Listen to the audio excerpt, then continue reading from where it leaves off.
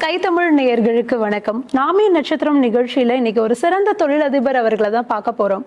India, Canada, America இப்படி 3 நாடுகள்லையும் வட்டமிட்டு தன்னுடைய தொழிலை விரிவுபடுத்திய ஒரு நபர். தமிழ் பணி, சமுதாய பணி, இப்படி பணியை தொடர்ந்து கொண்டிருப்பது மட்டும் இல்லாம தொழில் அதிபராக தான் ஆனது மட்டும் பத்தாது, மற்றவர்களும் வரணும் அப்படின்னு ஊக்குவிக்கக்கூடிய ஒரு நபரை தான் பார்க்க போறோம்.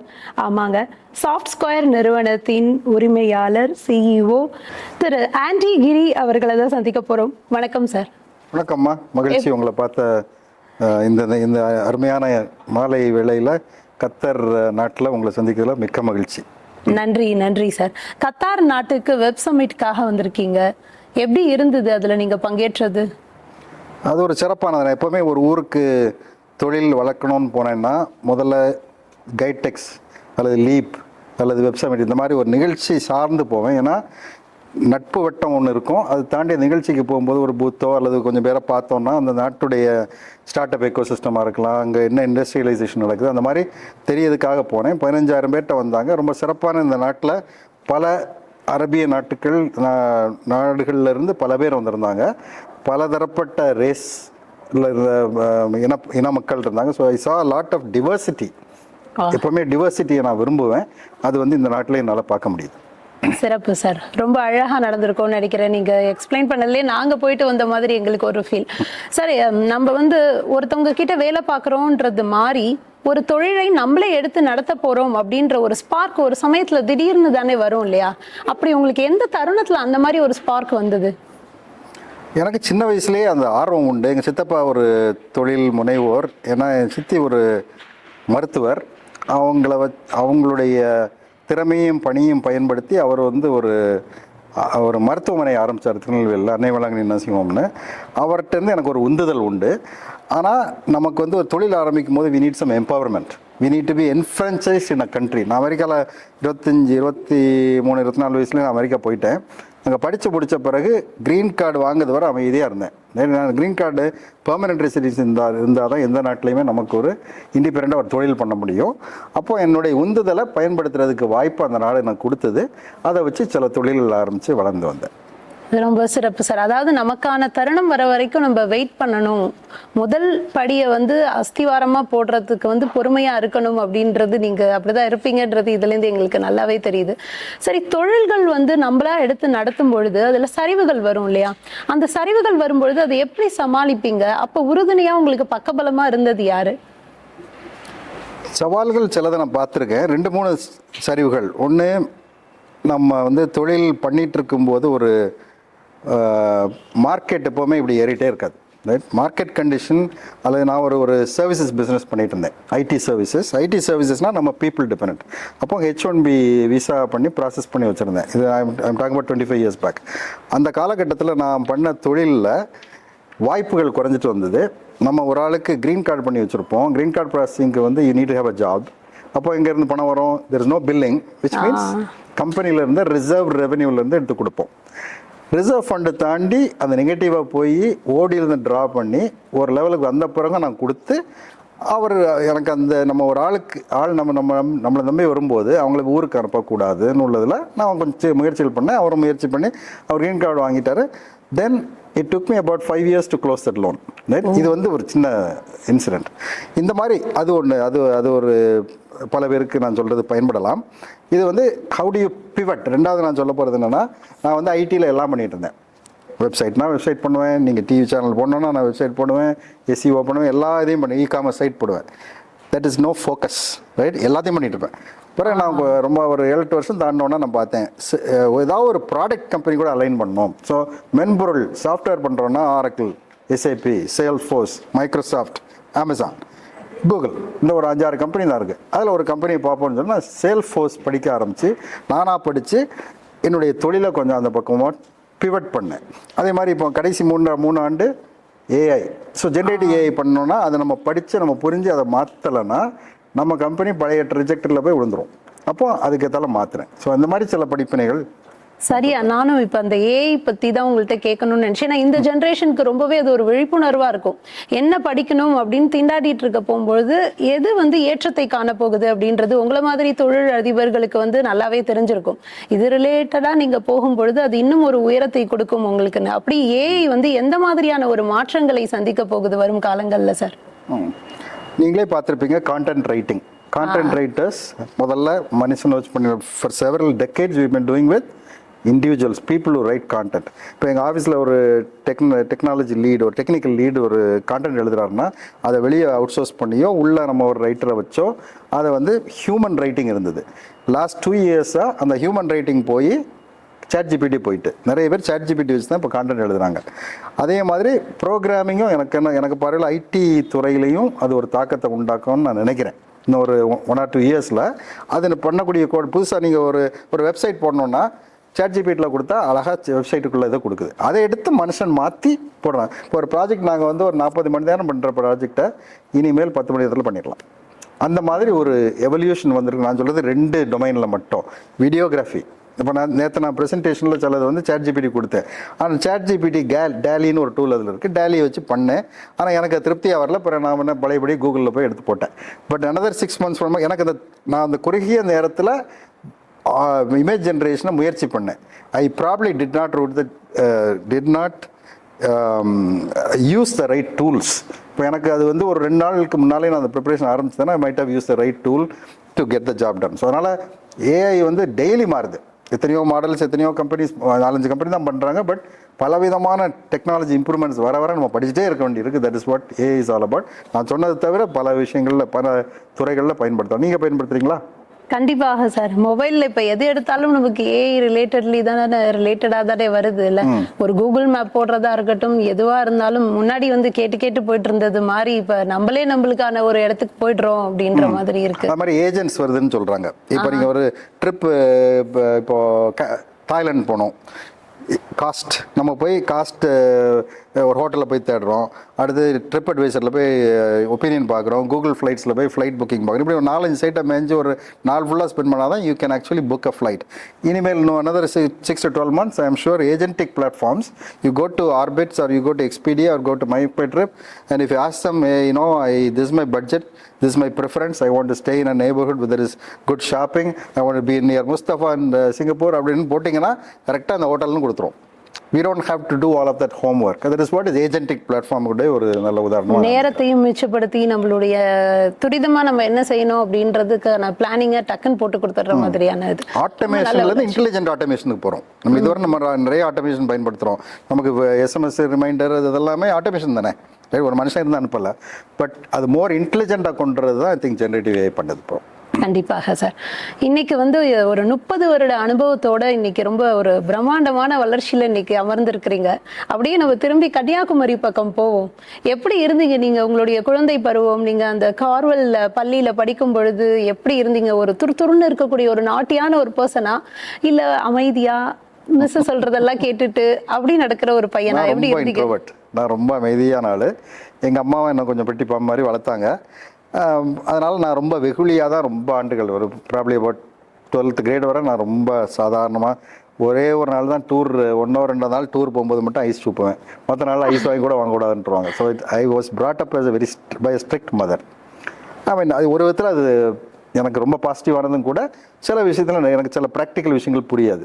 அடுத்த ஆள் சொல்ல, எங்கள் கம்பெனியில் ஒரு மீட்டிங்லாம் எனக்கு என்னுடைய மேனேஜர் சொல்கிறதெல்லாம் பார்க்கும்போது sometimes I make unreasonable demands, right? ஏன்னா நான் ஒரே ஆளாக வளர்ந்தேன். So obviously I have some idiosyncrasies which I think நல்ல சமத்து பிள்ளையா வளர்ந்துருக்கீங்க. ஒரு நண்பர் ஒருத்தர் உங்களுக்கு ஒரு சூப்பரான ஒரு நபர் உங்களுக்கு கிடைத்ததாகவும், அந்த நபர் இன்னைக்கு வரைக்கும் இருக பற்றி வச்சிருக்கதாகவும் கேள்விப்பட்டோமே. அந்த நபரை பத்தி எங்களுக்காக பகிர்ந்துக்குங்க சார். அவங்களும் நான் இப்போ ரொம்ப எக்ஸ்ட்ராவர்ட் ஆயிட்டேன். Right? So I transformed myself maybe when I was 21, 22. நான் காலேஜுக்கு போய் அடிச்சு பிடிச்சி இப்படியோ ஆயிட்டேன். என்னுடைய மனைவி, she was an introvert and still an introvert. சில ரிலேஷன்ஷிப் நான் எங்கள் முதல் குழந்தை பிறந்தனால நான் லியோனி எஸ்வி சேகர் ஒரு நிகழ்ச்சி பண்ணாங்க. I'm talking about 1997, 98. அப்போது அந்த நிகழ்ச்சிக்கு போகும்போது அவர் சொல்கிறாரு, உங்கள் மனைவியை நீங்கள் ஒரு நாளும் புரிஞ்சிட முடியாதுன்னு. It's a never ending experience that you will never இன்டர்வியூல forget. தான் சொல்லிட்டு இருக்கீங்க. என்னம்மா? இன்டர்வியூல தான் சொல்லிட்டு இருக்கீங்க. ஓப்பனாக தான் சொல்லணும். அதனால என்ன சொல்லுது, அந்த ரிலேஷன்ஷிப் வந்து ஒரு காம்ப்ளெக்ஸ் ரிலேஷன்ஷிப். நான் கொஞ்சம் அதிகமாக என்னுடைய தொழிலில் ஈடுபடுவேன். ஸோ வீட்டில் இருக்கும்போது சில தொழில் சிந்தனை வரும்போது கான்ஃப்ளிக்ட் வரும். இப்போ சொல்லுவாங்க, நீங்கள் எங்கே இருக்கீங்க, இங்கே இருக்கீங்களா, அங்கே இருக்கீங்களாம்பாங்க. Because I also work from home. நான் கனடாவில் இருக்கும்போது, நாங்கள் கனடாவில் வாழும்போது I work from home. So my home and office and everything is same, which is confusing to the spouse. Sir, அப்படியே நம்ம ஒரே இடத்துல இருக்கும் பொழுது எத்தனை ஒரு நெகட்டிவா இப்படி அப்படின்ட்டு இருந்தாலும் ஒரு பாசிட்டிவ்னு ஒன்று இருக்கும் இல்லையா? அது அது என்ன? அது ஒரு பாயிண்டாவது எங்களுக்காக சொல்லிடுங்களேன். பாசிட்டிவ் வந்து எனக்கு கிடைக்கக்கூடியது வந்து undivided pure care. Okay. Lovely. I don't know that it reciprocated, but I do get it. Yeah. Right? And the care வந்து is unbelievably good. And அதுக்கு நான் ஈடு செய்கிறேன்னு உள்ளது இட்ஸ் டிஃப்ரெண்ட் கொஸ்டின். அது அவங்ககிட்ட தான் நீங்கள் கேட்கணும். கரெக்ட். நான் அடுத்த கேள்வியாக உங்களை இதை தான் கேட்கலான் இருந்தேன். எப்படி ஃபேமிலி பிஸ்னஸ் இது ரெண்டுத்தையும் பேலன்ஸ் பண்ணி போகிறீங்க? ஏன்னா குழந்தைகள், அவர்களுடைய படிப்பு, இதெல்லாம் யார் பார்த்துக்குவா? எப்படி அதை பேலன்ஸ் பண்ணுறீங்க?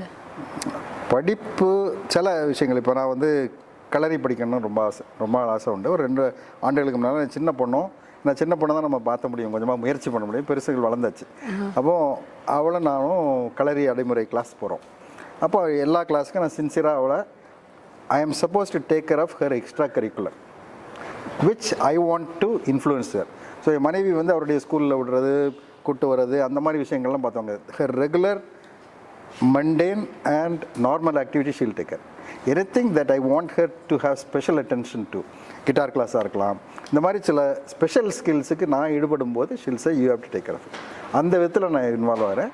But sometimes I don't. நான் இப்போ ஊருக்கு போயிட்டேன்னா then she takes care of it. அது மாதிரி பேட்மிண்டன் ஏதோ ஒரு ஸ்போர்ட்ஸ் அவளுக்கு இருக்கணும், ஏன்னா பேட்மிண்டன் கிளாஸை பிடிச்சி நான் என்கேஜ் பண்ணுறேன், என்னுடைய வேலை. அந்த மாதிரி சில எனக்கு ஈடுபாடு வந்து ஒரு 10% சொல்லலாம். பரவாயில்ல. நீங்கள் அதுலேயும் வந்து முக்கியமாக கலரி வந்து கற்றுக் கொடுக்குறீங்க அப்படின்றது கேட்கவே மகிழ்ச்சியாக இருக்குது சார். சரி, நீங்கள் இப்போ வந்து சமுதாய பணி, தமிழ் பணின்னு, தமிழ் மீதும் உங்களுக்கு ஆர்வம் அதிகமாக இருக்குது, சமுதாயத்தின் மீதும் ஒரு தமிழ்ச்சங்கம் தலைவராக இருக்கணும், இப்படி இருந்து பணியாற்றணும் அப்படின்றதுக்கு உந்துதலாக ஒரு நபர் உங்கள் கூடவே வாழ்க்கையில் இருந்திருப்பாங்க இல்லையா? அது யாராக இருந்தது? எங்கள் அப்பா. எங்கள் அப்பா ஒரு தமிழ் பேராசிரியர். அவங்க பேர் பேராசிரியர் ஆண்டி.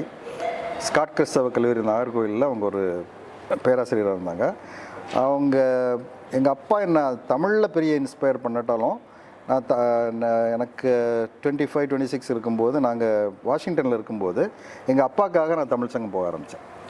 அப்படி தான் என்னுடைய தமிழ் சங்க ஈடுபாடு ஆரம்பித்தது. ஆனால் நான் இதில் அந்த மாதிரி எக்ஸ்ட்ரா கரிக்குலரில் வந்து நான் ரொம்ப அதிகமாக நேரம் செலவழிப்பேன். தமிழ் சங்கத்தில் almost that was my full time job for 2 years. அதுக்கு பிறகு நான் இந்த நான் ப்ராஃபிட் ஆக்டிவிட்டீஸ் நிறைய ரொம்ப ஈடுபாடோட பண்ணேன். அதுக்கு பிறகு இப்போ வந்து ஸ்டார்ட் அப் இன்வெஸ்டிங், அது பிறகு உள்ள.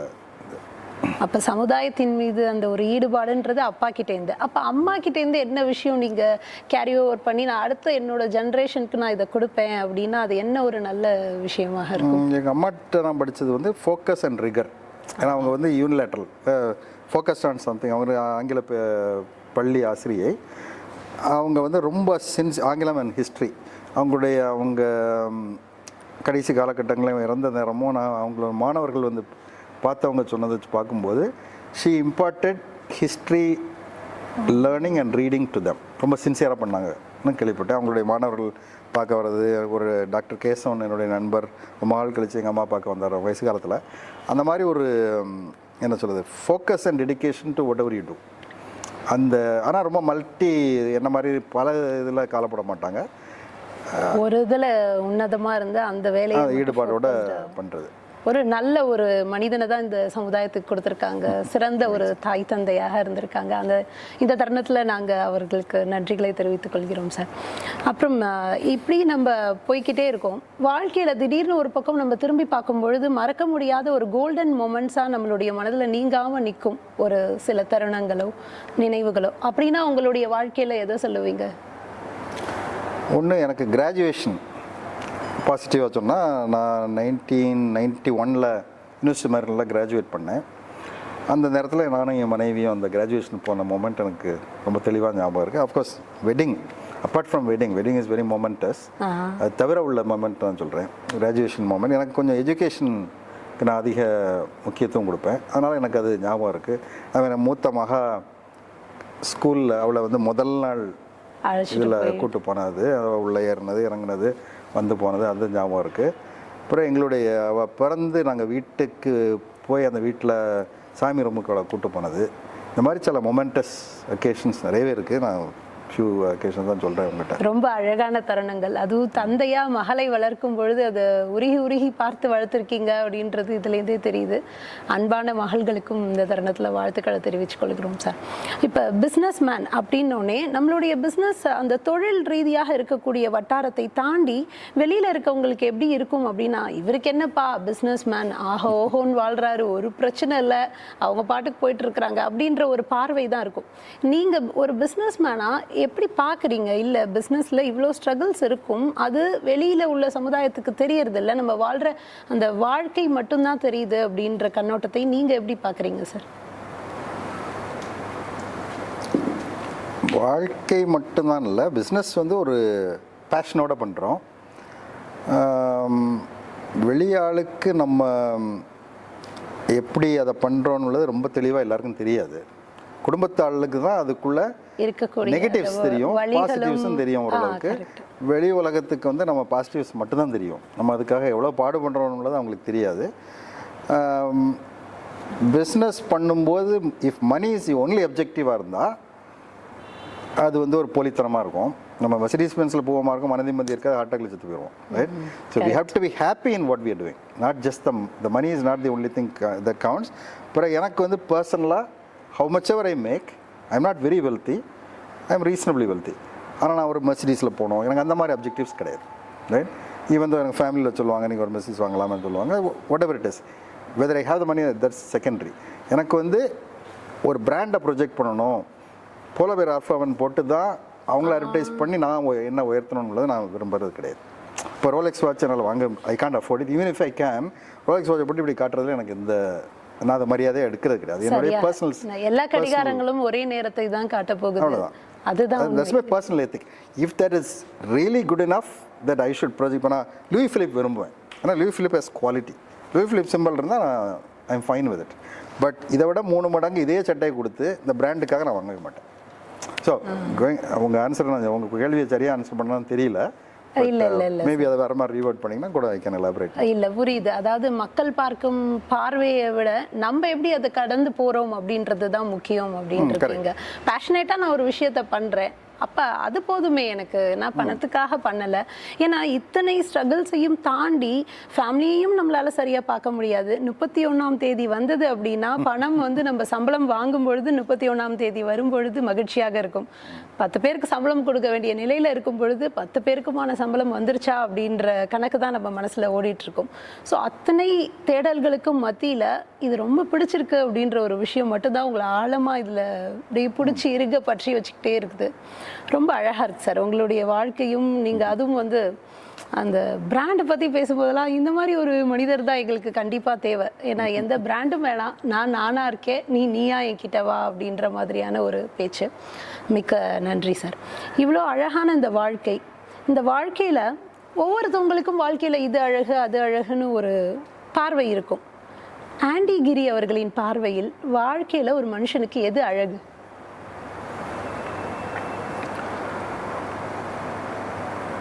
Make change in someone's life or a bunch of lives, right? நம்ம குடும்பத்தை தாண்டி 2 பேர் நம்மளை பற்றி புகழணும்னு அவசியம் இல்லை. we should have made a change in their life. அதான் எனக்கு சக்ஸஸ், அழகு என்ன வேணாலும் நீங்கள் வார்த்தையை சொல்லலாம்.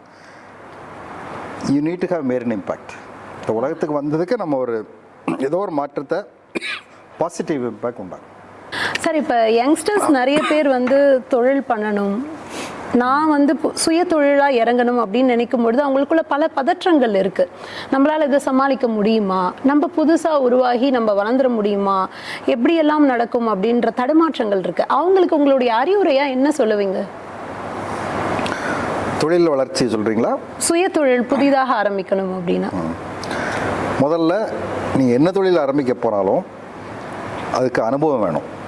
நம்ம ஊரில் இப்போ வந்து ஸ்டார்ட் அப் கல்ச்சர் நல்லா வளர்ந்துட்டு வருது. உலகம் முழுக்க வளருது. இந்தியாவில் வந்து ஒவ்வொரு மாநிலத்துலேயும் ஸ்டார்ட் அப் டிஎன் இருக்குது, ஸ்டார்ட் அப் தெலங்கானா இருக்குது, ஸ்டார்ட் அப் கர்நாடகா இருக்குது, ஆல் ஓவர் குஜராத். ஸோ ஆண்டர்ப்ரினர்ஷிப்பும் ஸ்டார்ட் அப்பும் has become a fashion also, right? College முடிச்சு எங்கள் காலத்தில் யாரும் ஸ்டார்ட் அப் ஆரம்பிக்கல, கவர்மெண்ட் ஜாபுக்கு தான் போனாங்க. ப்ரைவேட் கம்பெனி போகிறதே அப்போ ஒரு கொஞ்சம் நெகட்டிவ். இப்போ வந்து ஸ்டார்ட் அப் ஃபவுண்டராக போகிறது ஒரு பெருமையான விஷயம். ஆனால் அதில் என்ன மெயின் அவங்க பார்க்கணுன்னா, do I have experience in what I'm doing.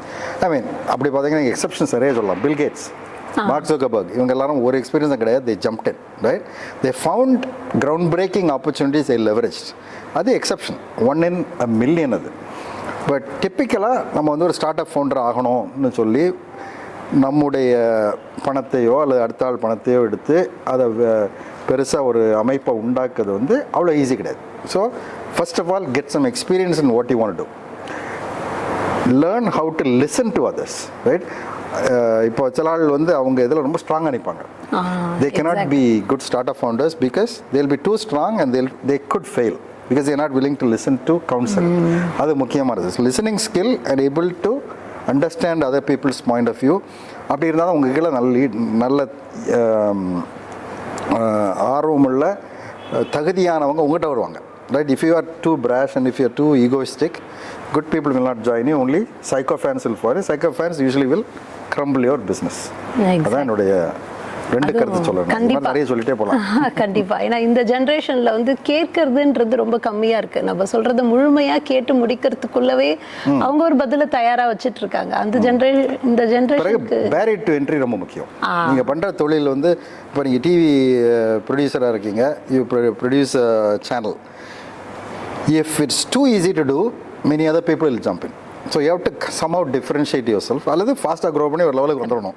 கீழே இருக்கக்கூடிய ஆள் வர நீங்கள் ரெடியாக இருக்கணும். அல்லது ஜாகிரஃபி, இப்போ நீங்கள் கத்தர் எடுத்திருக்கீங்கன்னா கத்தர் is a geography which is unique to you, right? ஏதோ ஒரு விதத்தில் யூனிக்னஸ் இருக்கணும். இல்லைனா நம்ம தொழில் கொஞ்ச நாளில் வேறு ஆள் எடுத்துகிட்டு போயிடுவாங்க. So you have to be ensuring that you have a tall barrier to entry which prevents other people from easily jumping in. கண்டிப்பாக சார். பெண்கள் ஆண்டர்பிரினராக ஆகணும் அப்படின்றது கண்டிப்பாக ஒவ்வொரு ஆண்டர்பிரினரும் நினைப்பாங்க. ஏன்னா பெண்கள் இந்த இதில் வந்து முனைப்போட முன்னாடி வரணுன்றது தான் எல்லாரோட விருப்பமாக இருக்கும். ஆண்களுக்கே அத்தனை தடைகள் இருக்கும்போது பெண்களுடைய தடைகள் சமுதாயத்தில் அதிகம் தான். ஸோ பெண்கள் எதற்காக இதில் உள்ளே வரணும்னு நினைக்கிறீங்க? சமுதாயத்தில் பெண்களுக்கான அந்த தொழில் முனைவோருக்கான இடம் எப்படி இருக்குன்னு நீங்கள் நினைக்கிறீங்க சார்? பெண்களுக்கு சில யூனிக் ஸ்கில்ஸ் உண்டு. நான் பார்த்த ஒரு ஆவரேஜ் எடுத்து எனக்கு தெரிஞ்ச பெண்களை வச்சு ஒரு ஆக்கப்பூர்வமான பெண்கள் பார்க்கும்போது நிதானம் கூட ஆண்களை விட நான் பார்த்த பெண்கள் பெரும்பாலும் ரிஸ்க் டேக்கிங் குறைவாக தெரியும். ஸ்டார்ட் அப்புக்கு ரிஸ்க் டேக்கிங் இம்பார்ட்டன்ட். பட் இப்போ என் மனைவியெல்லாம் ஒரு ஆளை பார்த்தா ஓரளவுக்கு அசஸ் பண்ணிடுவாங்க. You have to be careful with this கைம்பாங்க. எனக்கு அதை அசஸ் பண்ண தெரியாது. And I've seen her being true to those words are correct in those words. அந்த மாதிரி இப்போ ஒரு பெண் தனியாக தான் நின்று பண்ண அவசியம் இல்லை. ஸோ ஒரு கணவன் மனைவி வச்சாங்கன்னா they have to have complementary skill. So யூஸ்வலாக ஒரு ஸ்டார்ட் அப்பில் ரொம்ப முக்கியமாக இருந்ததுன்னா ஒரு ஆள் ஸ்டார்ட் அப்பை வந்து நிறைய கம்பெனிஸ் ட்ரஸ்ட் பண்ணும். One leader can be there, but you need to have at least 2 or 3 partners who have a stake in the business, right? நான் மட்டும் தான் இருப்பேன், எங்களை இருக்கவன்லாம் தொழிலாளின்னு நினைக்கக்கூடிய தொழில் பெரும்பாலும் வளராது, ரைட்? ஜக்கர்பர்க் மட்டும் தான் பாப்புலர் நமக்கு தெரிகிறார், பிச்சை மட்டும் தான் தெரிகிறார். But there lot of other guys there who have shares in the company. So அந்த மாதிரி பெண்கள் தனியாக நின்று தான் பண்ண அவசியம் இல்லை. They align with their husband or some outside and align and do something na even better. ரெண்டு பெண்கள் இருந்தாலும் பரவாயில்ல, பெண் ஆணும் தான் தொழில் பண்ண அவசியம் இல்லை. But have at least one partner who is complementary to you, not ஒரு ஆள் introvert extrovert, those things are okay. But ஒரு ஆள் வந்து இப்போ ஒரு பயோடெக்னாலஜி பிஸ்னஸ்னால் ஒரு ஆள் வந்து டெக்னிக்கலாக இருக்கும், டெக்னாலஜி தெரியும். அடுத்த ஆள் வந்து நல்ல சேல்ஸ் பண்ணுறவங்கள, நல்ல திறமைசாலியாக பேச தெரிஞ்சவங்க, அதை பற்றி பறைசாற்றக்கூடிய திறமைகள் இருந்தால் காம்ப்ளிமெண்ட்ரி. அந்த கம்பைண்டாக சேர்ந்து பண்ணும்பொழுது ஒவ்வொருத்தரின் மூளைக்கு ஏற்ற மாதிரி அந்த ஐடியாஸும் டிஃபர் ஆகும். ஸோ அது ஒரு நல்ல சக்ஸஸை நோக்கி போகக்கூடிய ஒரு there is a downfall in one person, the other person can uplift the company. ஒரு ஆள் இருக்கும்போது கம்பெனியை கவுந்துருமே, அந்த ரிஸ்க் இருக்குல்ல. குடும்பமாக இருக்கும் பொழுது கணவனும் மனைவியும் சேர்ந்து முன்னேறது அப்படின்றது அது வந்து லைஃப் ஸ்டைல் பிசினஸ். ஓகே, நீங்க ஒரு சலூன் ஆரம்பிக்கிறீங்கன்னா ரெண்டு பேரும் கணவன் பணம் போடுறாரு, ஃப்ரண்ட் டெஸ்க்ல இருக்கிறாரு, அல்லது he is taking care of the accounts, all those things. Woman is leading the பிசினஸ்னா it's okay. But that is work in a start up. Start ups usually do not prefer husband wife couples. ஒன்று family start up run பண்ணுறது வேறு. நீங்கள் வந்து ஒரு salon run பண்ணுறேன்னா ஒரு ஒரு 10 hours சலூன் முடிஞ்சுது. Salon is not necessarily startup is something that can scale, right? நீங்கள் ஒரு சலூன் ரன் பண்ணுறது 10 மாற்றுறதுக்கு உள்ளது ஸ்டார்ட் அப்னு சொல்லலாம். But many business actually are life style businesses. Life style பிஸ்னஸில் ஹஸ்பண்ட் ஒய்ஃப் சேர்ந்து பண்ணுறது பேலன்ஸ் பண்ணுறதுலாம் okay. But if you want to scale it and take it beyond, it's better to have other people also involve. Sir, இத்தனை side நம்ம வளர்ந்துருந்தாலும் இன்னும் அடுத்த கட்டமாக நம்ம என்ன பண்ண போறோம் அப்படின்ற ஒரு பார்வை எல்லாருக்குமே இருக்கும் இல்லையா? அதுல உங்களது பார்வையில இன்னும் அடுத்த ஒரு 10 வருஷத்துக்கு என்ன மாதிரியான பிளான் பண்ணி வச்சிருக்கீங்க நீங்க? ஓகே, நான் எனக்கு ஸ்டார்ட் அப் வரலாறை பற்றி கொஞ்சம் சொல்கிறேன். நான் 89 யூனிவர்சிட்டி மேரிலண்ட் படிக்க வந்தேன். 95 அமெரிக்காவில் எனக்கு க்ரீன் கார்டு கிடச்சிது. தொழில் சாஃப்ட்ஸ்குவேரை 98 ஆரம்பித்தேன். 2009 நான் முதல்ல சொன்ன மாதிரி ஃபோக்கஸ் இல்லாமல் எல்லாமே பண்ணிகிட்டு இருந்தேன். ஃபோக்கஸ்டாக சேல்ஸ் ஃபோர்ஸ் பார்ட்னராக போய் சேர்ந்தோம். அதில் ஓரளவுக்கு வளர்ச்சி வந்து இந்தியாவுக்கு வந்தேன் 2009. இந்தியாவுக்கு வந்த பிறகு நாங்கள் ஒரு 100-120 பேர் இருக்கிற மாதிரி ஒரு அமைப்பாக வளர்ந்துருக்கோம். நான் அடுத்த பரிணாமமாக நான் பார்க்குறது என்னென்னா, நாங்கள் ஸ்டார்ட் அப் ஆரம்பித்து 10-15 ஆண்டுகளுக்கு பிறகு பிவட் பண்ணி ஒரு அந்த அனுபவத்தை எடுத்து ஒரு ஸ்டார்ட் அப் கம்யூனிட்டிக்கு ஒரு இன்குபேட்டர் ஆகலான்னு ஒரு நம்பிக்கை. இன்குபேட்டர் செல் இல்லை, ஒரு சப்போர்ட்டிவ் அந்த எக்கோசிஸ்டமில் ஒரு சப்போர்ட்டராக போகலான்னு ஒரு சிந்தனையில் இருந்தேன். அப்போ கொரோனா அடிக்கும்போது எல்லோரும் வீட்டில் தான் உட்காந்துட்டோம். நான் நிறைய கிளப் ஹவுஸ், ஜூம் ஈவெண்ட்ஸுக்கு போவேன். சிவராஜ ராமநாதன் இப்போது ஸ்டார்ட் அப் டிஎம் டைரக்டர், C.E.Oவ, Velumani Arokiasamy, C.K. Ranganathan, Cavin Kare, C.K. Kumaravel, Naturals, இவங்க பேச்செல்லாம் கேட்டுட்டு இருந்தேன்.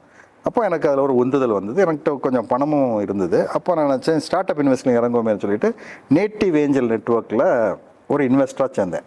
அப்போ சிவராஜாட்டா அப்பப்போ பேசுவேன். ஒரு அமைப்பு, ஒரு 15 அமைப்பில் நான் இன்வெஸ்ட் பண்ணேன். அப்போது ஓரளவுக்கு எனக்கு அதில் புரிதல் வந்தது. ஓரளவுக்கு ஏன் சொல்கிறேன்னா, ஸ்டார்ட் அப் ஒரு நாள் முழுமையாக புரியாது. Startups can always go up and fall, right? It takes a while to build a start up. அப்போ என்னுடைய அனுபவத்தை அதிகப்படுத்த எனக்கு வாய்ப்பு இருந்தது. ஏன்னா இவங்கள்ட்ட நான் படிப்பேன். இந்த ஸ்டார்ட் அப்ஸ் எல்லாம் எப்படி பிவட் பண்ணுறாங்க, என்ன டெக்னிக் யூஸ் பண்ணுறாங்கன்னு ஓரளவுக்கு தெரியும். இப்போ இன்றைக்கி ஸ்டாக் மார்க்கெட்டில் போய் இது டாட்டா டிசிஎஸ் ஸ்டாக் வாங்குறீங்க. டிசிஎஸ் வெளிப்படையாக இருக்கக்கூடிய நியூஸ்லாம் நமக்கு தெரியும். டிசிஎஸ் ஏதோ நல்ல ஒரு பெரிய அமைப்பு, நம்ம பணத்தை பெருக்கிறோம். அது தாண்டி நீங்கள் டிசிஎஸில் ஒரு கான்ட்ராக்ட் உங்களுக்கு கிடைக்க போகிறதில்ல. ஒரு விதமான ஒரு பெரிய தாக்கம் நீங்கள் நம்ம வாங்குறக்கூடிய ஸ்டாக்கை வச்சு அவன் ஒன்றும் பெரிய முன்னேறல. ஆனால் ஸ்டார்ட் அப் அப்படி கிடையாது. ஒரு ஸ்டார்ட் அப்பில் இப்போ ரோமன் ஒரு இளைஞர் இலங்கையிலேருந்து வந்தார், ஒரு ஈழத்தமிழர். அவருடைய பார்ட்னர்ஸ், ஒரு ஆள் சிங்களத்தமிழர், ஒரு ஆள் மலையக தமிழர். அவங்க 3 பேரில் ஒரு ஆள் இவர் வந்தார். சென்னை ரைஸ் ஜெகத் காஸ்பர் நடத்தின மாநாட்டுக்கு வந்தார். அப்போ அந்த மாநாட்டில் இந்த தம்பியை வந்து ஒரு சின்ன ஸ்பான்சர்ஷிப்போட ஒரு டிக்கெட்டை போட்டு விசா கொடுத்து சென்னையில் வந்து அவர் பேசுகிறார். அவர் வந்து ஒரு final year student study in Sri Lanka, is able to do in innovation. அவர் பேர் இட் செல்ஃப் ஆட்டோமேஷன் கம்பெனி வச்சுருக்காரு. And he is able to help with இது தெரப்பி. ஸோ ஒரு கை ஒடிஞ்ச ஆளுக்கு தெரப்பின்னா he is making some kind of a limb or some kind of a moving mechanism that will move the hand like this. ஒரு human டிபெண்டன்சியை குறைக்கிறாங்க, அவ்வளோதான். ஒரு therapist வேலையை அதை எப்படி பண்ணும் சொன்னால் அதை வந்து பண்ணிகிட்டு இருக்காரு. அவர் ஃபைனல் இயர் ஸ்டூடெண்ட். இந்த மாதிரி எத்தனையோ பேர் எவ்வளவோ இப்போ இந்தியாவில் மட்டுமே ஒரு சாஃப்ட்வேர் as a சர்வீஸ் டொமைன்லேயே ஒரு 1000 ஸ்டார்ட் அப் இருக்குது. ஸோ இந்த ஸ்டார்ட் அப் கம்பெனியில் நம்ம ஒரு சின்ன பாகம், இந்தியன் ஏஞ்சல் நெட்வொர்க் இருக்குது, மும்பை ஏஞ்சல் நெட்வொர்க் இருக்குது, டை ஏஞ்சல் நெட்வொர்க் இருக்குது, நேட்டிவ் ஏஞ்சல் நெட்வொர்க்கில் நான் சேர்ந்தேன். அதுக்கு பிறகு அதில் கொஞ்சம் இன்வெஸ்ட்மெண்ட்ஸ் பண்ணேன். அதுக்கு பிறகு கிண்டி அலுமினி ஏஞ்சல் நெட்வொர்க், கல்லூரி சார்ந்த ஏஞ்சல் நெட்வொர்க்கில் சேர்ந்தேன். அதில் கொஞ்சம் இன்வெஸ்ட்மெண்ட்ஸ் பண்ணேன். அப்போ இந்த ஒவ்வொரு அமைப்புகள் என்னென்ன பண்ணுதுன்னு என்னால் படிக்க முடிஞ்சது. So I am really excited about doing that kind of work. Maybe in another 5 or 10 years I will switch to startup investing. இப்போ ஸ்விட்ச் ஆகிட்டேன். ஸ்டார்ட் அப் இன்குபேஷன் அந்த இதில் என்னுடைய வளர்ச்சியை காட்டலாம்னு நம்ம வளர்ச்சி அதை நோக்கி போகலாம் அப்படின்ட்டு இருக்கீங்க. இந்த புதுசாக வந்துக்கிட்டே இருக்குது இல்லையா? வேர்ல்டில் வந்து நம்ம திரும்பி பார்க்கறதுக்குள்ள நிறைய மாற்றங்கள் நடந்துருது. அதுவும் ஏஐல இருக்கும் பொழுது நம்ம டெய்லி அப்டேட் ஆகிட்டே இருக்கணுன்ற ஒரு நிர்பந்தம் தானே, அது நிர்பந்தம் இருக்குது இல்லையா? இப்போ படிக்கிற ஸ்டூடெண்ட்க்கு அப்போ நான் படித்து முடிக்கவே முடியாதோ, அப்போ நான் வேலைக்கு போனாலும் படிச்சுக்கிட்டே இருக்கணுமோ, அது புதுசாக வந்துட்டே இருக்கணுமோன்ற கேள்வி இருக்குது. அதற்கு என்ன சார் விடை சொல்கிறீங்க? நம்ம லேர்னிங்கை நிறுத்திட்டோம், நம்ம இறந்து விட்டோம்னு அர்த்தம். எந்த தொழிலாக இருந்தாலும் exactly learning is a life long journey. அது இல்லாமல் வழியே கிடையாது. ஆனால் லேர்னிங் எபிலிட்டியில் நான் வித்தியாசம் பார்க்குறேன். நான் வந்து க்ளவுட் கம்ப்யூட்டிங் படிக்கும்போது எனக்கு நான் ஒரு மாதத்தில் 2-3 புக்கு அடித்து முடித்தேன். அதே வேகம் எனக்கு கொஞ்சம் குறைஞ்சிருக்குன்னு தோணுது. Maybe my priorities. அப்போ நான் வந்து ஃபுல் ஃபோக்கஸ்டாக படித்தேன். இப்போ நான் அமைப்பை ரன் பண்ணணும், அக்கௌண்ட்ஸை பார்க்கணும், பல வித்தைகள் பண்ணிட்டு இருக்கும்போது இதை வந்து இப்போ ஜென்ரேட்டிவ் எனக்கு அந்த அளவு என்னால் படிக்க முடியுதா? அந்த அளவு இல்லாட்டாலும் I am trying my best. So update ஆகிக்கிட்டே இருக்கணும் இருக்கு. பட் எனக்கு multi tasking ability probably is ரிடியூசிங்னு எனக்கு தோணுது. I am not sure. நீங்கள் தான் எனக்கு வந்து அசஸ் பண்ணி சொல்லணும். இல்லை சார், உங்களை பண்ணுற அளவுக்கு நாங்கள் அந்த அளவுக்கு இல்லை சார். நீங்கள் அமெரிக்காவில் ஒரு 20 ஆண்டு காலம் வாழ்ந்திருக்கீங்க. அங்கே தமிழ் சங்கங்கள், அமெரிக்க தமிழ் சங்கம் வந்து எந்த அளவுக்கு தமிழ் பணி செய்கிறாங்க? எப்படி மாணவர்கள் கிட்டையும் அங்கே உள்ள மக்கள் கிட்டையும் தமிழ் எந்த அளவுக்கு வேரூன்றி இருக்கு? அமெரிக்காவில் 50க்கும் மேற்பட்ட, நான் வாழ்ந்த காலகட்டத்திலே 50க்கும் மேற்பட்ட தமிழ் சங்கங்கள் இருந்தாங்க. இப்போ நாங்கள் வாஷிங்டன் தமிழ் சங்கம் வச்சுருந்தோம். அது 1979 ஆரம்பிக்கப்பட்டு நான் 98 அது தலைவராக இருந்தேன். ஒரு ஆண்டுக்கு 4 நிகழ்ச்சி இருக்கும். பொங்கல் விழா, முத்தமிழ் விழா, தீபாவளி இருக்கும், அல்லது 4வது ஒரு நிகழ்ச்சி இருக்கும். நிகழ்ச்சிகளுக்கு அந்த ஊரில் இருக்கவங்க தமிழர்கள் பெரும்பாலும் வருவாங்க. அம்பாசிடரை கூப்பிடுவோம், இந்தியன் அம்பாசிடரை கூப்பிடலாம், ஒரு வெள்ளைக்காரர், ஒரு காங்கிரஸ்மேனை கூப்பிடுவோம். அந்த மாதிரி ஒரு இன்டர் கல்ச்சுரல் கனெக்டும் ஓரளவுக்கு இருக்கும். தலைவரை பொறுத்தது, அவங்க ஆர்வத்தை பொறுத்தது, எம்பசி ஆள் வருவாங்க, அந்த various things.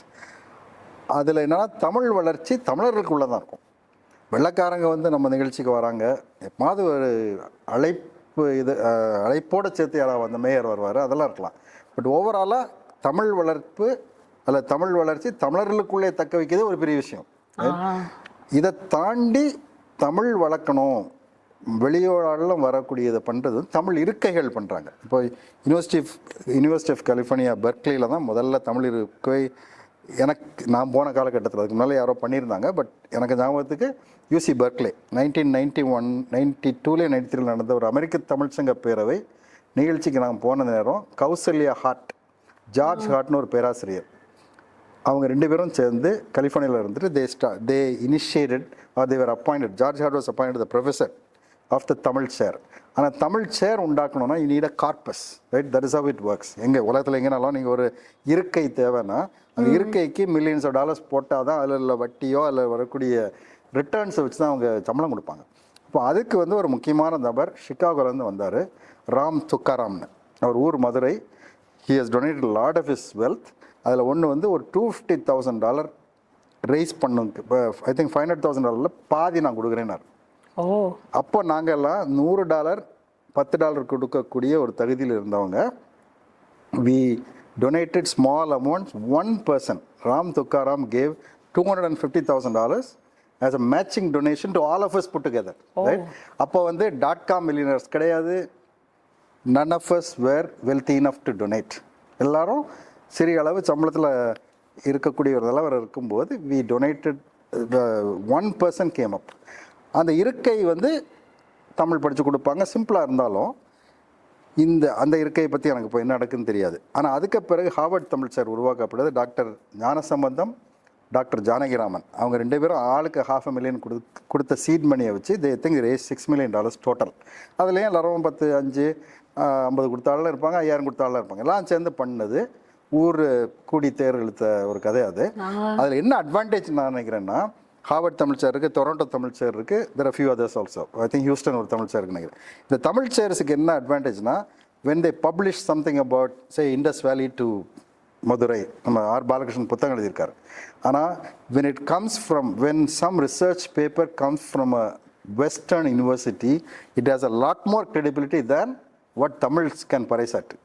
That makes a big difference. So all this expense that Tamils do in all these efforts, இதில் வந்து நான் பணத்தை மட்டும் தான் சொன்னேன். முயற்சி, பெரிய முயற்சி, விடாப்பிடியாக right from 40s to 80s உழைக்கக்கூடிய ஆள் மிஸ்டர் விஜய் பாபுன்னு சிகாகோவில் இருக்கார். அவரெல்லாம் அமெரிக்க தமிழ் சங்க பேரில் 10 வருஷம் கம்யூனிகேஷன் டைரக்டராக இருந்தார். சில காரணங்கள்னால இப்போ அவர் டீப்பாக ஈடுபடுறதில்ல. ஒரு தமிழ் அன்னைக்கு நான் ஒரு 5 ஆண்டுகளுக்கு முன்னால் சிகாகோ போகிறேன். ஒரு தமிழ் பள்ளியில் சின்சியராக spending the whole day. He's in his early 80s or late 70s. அதான் தமிழ் மேல உள்ள பற்று, அது உழைப்பு. அவர் பணம் எவ்வளவு கொடுத்தாருன்னு really doesn't matter. Nanjil Peter, அவர் he is about 77, 78 years old. In unstoppable execution of a letter எழுதுவார், எம்பசிக்கு எழுதுறது, அது எழுதுறது, ஒரு வினாடி நிகழ்ச்சி நடத்துவார். அன்பிலீவபிளாக இருக்கும். ஸோ இந்த மாதிரி there are a lot of people who really work very hard. பால் பாண்டியன் ஒரு டெக்ஸஸ் தமிழ் சங்கத்துக்கு ஒரு முக்கியமான ஆள். அவர் எந்த விதமான தமிழ் இதுலேயும் நடவடிக்கையிலையும் பால் பாண்டியன் பேர் இருக்கும். இப்போ நம்ம நண்பர் பாலசாமிநாதன் அவர் நிறைய அவருடைய செல்வத்தை கொடுக்குறாரு. அந்த மாதிரி தமிழ் பணி உழைப்பிலையும் பண ரீதியாகவும் உதவக்கூடிய ஒரு பெரிய கம்யூனிட்டி இருக்குது.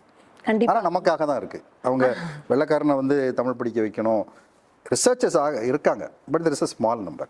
அட்லீஸ்ட் நம்ம மொழியை தமிழோட ஆர்வம் தூண்டணும், அதை அப்படியே வச்சுக்கணும். தமிழ் பற்ற வந்து என்னைக்குமே விட்டுறாம நம்மளுடைய பற்றிட்டு இருக்க மாதிரி இருக்கணுன்றதுக்காக தான் அத்தனை மனங்கள் சேர்ந்து உழைத்து கொண்டு இருக்கிறது. அங்க வாழ்த்துக்கள். நீங்கள் கூறிய அனைவருக்கும் எங்களோட மனதார வாழ்த்துக்களை தெரிவித்துக் கொள்கிறோம். அதுவும் நம்ம கத்துக்கும் பொழுது இருக்கிறத விட நம்ம மற்றவங்களுக்கு கற்றுக் கொடுக்கணும் அப்படின்றப்ப அந்த பொறுப்பு அதிகமாக இருக்கும். அந்த பொறுப்பு உங்களிடம் ஒரு முறை ரொம்ப அதிகமாகவே முதல் முறையாக தோன்றியது நீங்க கல்லூரி படிக்கும் பொழுது.